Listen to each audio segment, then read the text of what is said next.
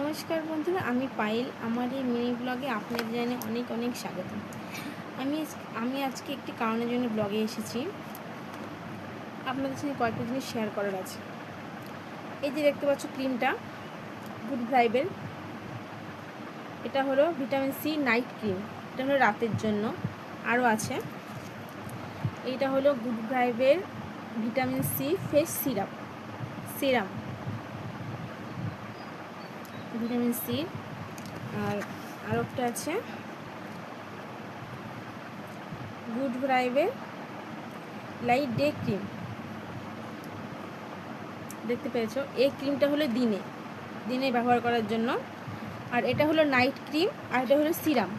এই সিরামটা তুমি যখন ইচ্ছে তখন ব্যবহার করতে পারো। বেশিরভাগ নাইটে ব্যবহার করে এই ক্রিমগুলো, বা স্নান করার পরে ব্যবহার করে। এই তিনটা ক্রিম এতটা ভালো, কি বলবো তোমাদের।